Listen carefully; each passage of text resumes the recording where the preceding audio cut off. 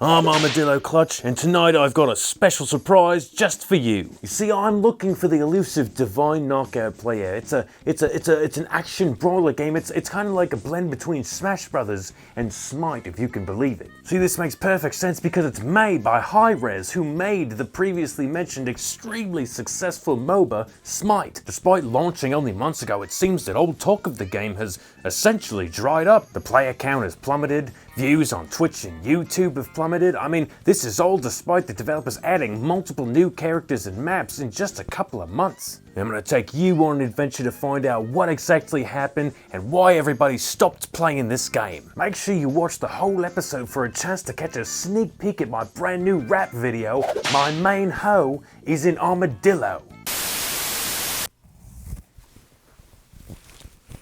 Now, I don't really know how hi-rez managed, but they pulled off some seriously impressive magic with their new title, Divine Knockout. Despite putting out multiple massively successful games like Paladins and Realm Royale and SMITE, which this game is actually based off of, they fumbled the bag harder than anybody could have possibly imagined. Divine Knockout is a spin-off arena brawler based in the world of SMITE. So all the characters are mythological characters, you know, Zeus, Hercules, Amaterasu, Sol, the works. Despite launching with a promising 10,000 players on Steam alone, the player count has plummeted drastically. Nobody's watching it on Twitch or YouTube. Nobody's talking about it. Even though they put out 2 new characters and some new maps, it's like nobody's talking about it, and obviously there's a problem because I'm making a video about it. Don't get me wrong, you can still find a match. I mean, I get in matches pretty regularly, although sometimes I'll go a minute or 2 without finding somebody. I don't know why that seems to happen more now than it did when the game first launched. That could just be me,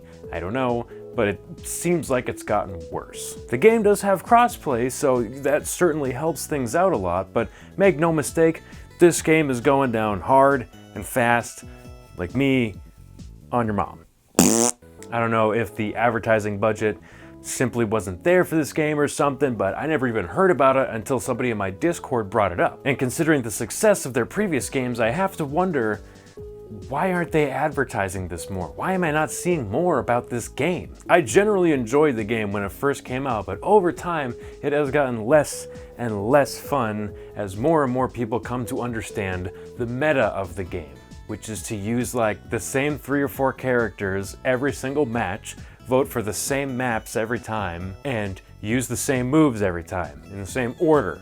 This game is very cut and dry, like, here's the good thing to do, don't bother with anything else. The skill ceiling is about yay high. Now for the uninitiated, I'm gonna back up here and we're gonna talk about the gameplay a little bit because it's not exactly like Smash Bros. You see, it's third person, it's not 2D. Every character has light and heavy attacks, and in the air they become light attacks and spike attacks. So your heavy attack is usually some kind of spike attack, although every character is a little bit different. Every character also has a handful of their own special moves that they can do, one of which is a traversal move. So if you get naturally far away, it'll be something like a teleport that brings you back to the stage, or a really long jump that'll send you flying back over everybody's heads right as you were about to be knocked out. They usually have pretty long cooldown times, but they're very helpful in a pinch. Every character also has an ultimate ability and a dodge that's on a 75-year cooldown. The gameplay is not complicated. It never gets any more complicated than what I just said. It's just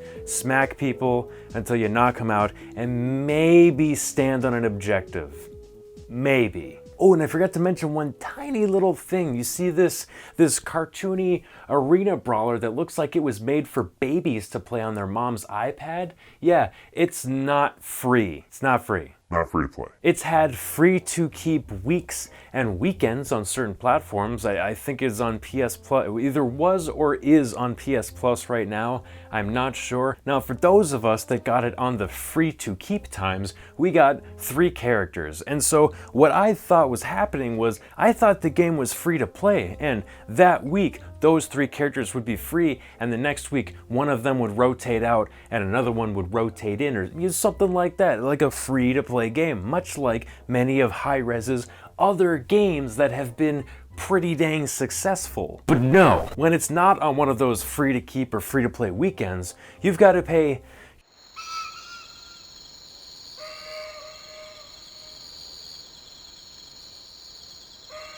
$25 to get the Founders Pack of the game, which gives you 8 characters, which is not all of them, and you can play the game. That's it. I think you get some skins maybe too, some currency in the game, something like that. But $25 is the bar for entry for this game. $25. Dude. What? $25 is just way too steep of an entry fee for this game. No way in hell should this game cost $25. It should be free. If they give you 2 to 3 free characters that rotate in and out, and you have to buy characters, or you gotta spend a really long time leveling up to unlock more, fine, just do it that way if that's what you're gonna do. But you are killing your game with this price point. Killing it. Even my viewers on my streams, when I was playing this game, they were like, this game costs money? Are you kidding? Like, even though some of them thought it looked fun, they didn't think it looked $25 fun. Not at all. No way. Yeah, the matchmaking is fine. There's a few different game modes that are all pretty fun. I don't hate any of the maps. I don't hate any of the characters either. They're all playable. There's meta stuff, you know, that you should play if you want to win every match, but you don't have to. You can play as all the characters.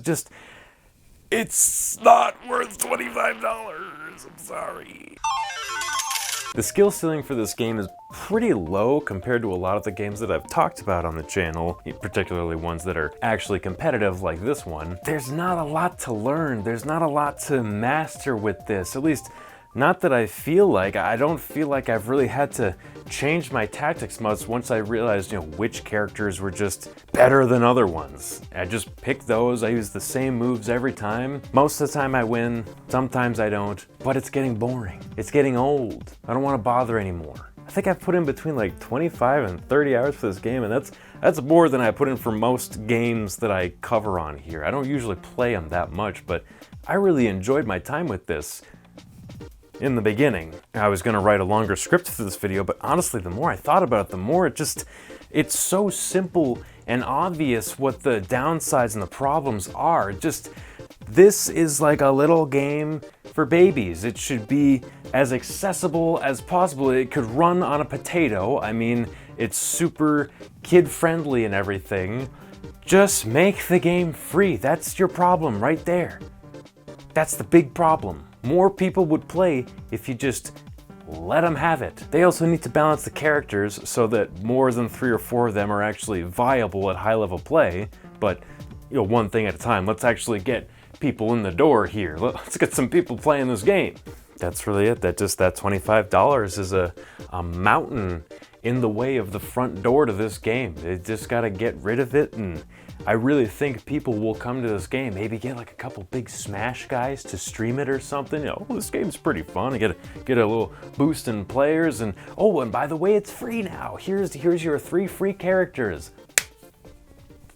Do something. Why do I care about this game more than hi-rez does? Thank you guys so much for watching. Really appreciate Thanks so much for watching, guys. Appreciate you watching if indeed you've made it this far. I greatly appreciate. Make sure you like, you comment, you subscribe, and you ring the bell so you never miss a video, a short, or a live stream from yours truly, ever. Speaking of streaming, don't forget that I stream every Tuesday and Thursday at 7 p.m. Eastern Standard Time right here on YouTube, and every Sunday at 3 p.m. Eastern Standard Time. I stream whatever game I'm making a video on, making a try-by or fly on, or just whatever's hot in the news that week. I've been playing Forspoken lately on stream and having an interesting time with that. Still haven't decided if that one's going to be worthy of a full video. I'm starting to think it might be, and it's given me some ideas for maybe some extra series and full-length videos to do on the channel instead of just, you know, the dead game videos and then shorts for, you know, try-by or flies. Maybe I'll start doing some single-player games, talking about some disappointing, you know, games that aren't necessarily dead or one way or the other, just games that could have done better. So we'll see when I get to the end of that. Stay tuned.